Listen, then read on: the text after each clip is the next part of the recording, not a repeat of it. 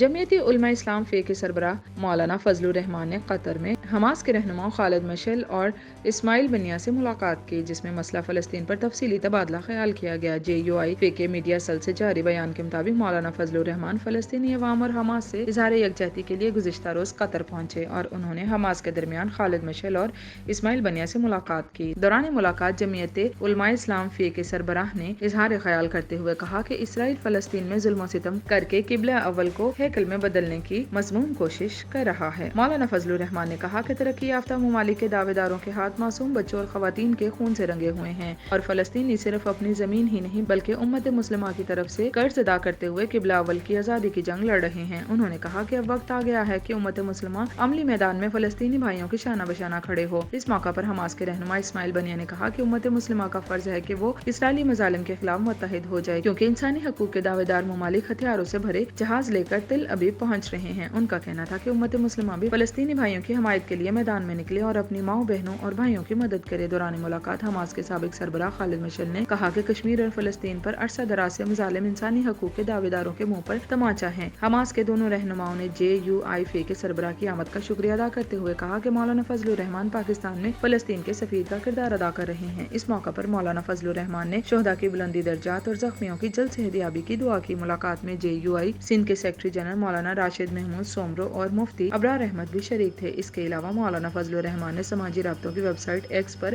پیغام میں کہا کہ قطر میں حماس کی قیادت اسماعیل بنیا اور خالد مشعل سے ملاقات کی اور پاکستانی عوام بالخصوص جمعیت علماء اسلام کے کارکنوں کی طرف سے غزہ میں جاری اسرائیلی مظالم پر فلسطینی عوام کے ساتھ تعزیت، ہمدردی اور یکجہتی کا اظہار کیا۔ انہوں نے کہا کہ ہم نے حماس کے قائدین کو یقین دلایا کہ ہم اخلاقی، سیاسی اور سفارتی ہر میدان میں آپ کے شانہ بشانہ کھڑے ہیں۔ اسماعیل بنیا اور خالد مشعل نے پاکستان کے عوام اور جمعیت علماء اسلام کے کارکنوں کی جانب سے بھرپور حمایت پر فلسطینی عوام کی طرف سے دل کی گہرائیوں سے شکریہ کا پیغام دیا۔ واضح رہے کہ مولانا فضل الرحمان نے یہ ملاقات ایک ایسے موقع پر کی ہے جب غزہ پر اسرائیلی بمباری کو تقریباً 1 ماہ کا عرصہ گزر چکا ہے اور اس دوران اب تک 9,000 سے زائد فلسطینی جاں بحق اور 20,000 سے زائد زخمی ہو چکے ہیں۔ 7 اکتوبر کو غزہ نے اسرائیل پر زمینی، فضائی اور سمندر سے حملے کیے تھے، جس میں 1400 سے زائد اسرائیلی ہلاک اور 2,000 سے زائد زخمی ہو گئے تھے۔ حماس نے 7 اکتوبر کو حملے کے دوران 242 اسرائیلیوں کو یرغمال بھی بنا لیا تھا، جن میں سے 4 کو بعد میں انسانی بنیادوں پر رہا کر دیا گیا تھا۔ اس کارروائی کے بعد اسرائیل نے مغربی کنارے پر واقع غزہ کی پٹی پر اندھا دھند بمباری کا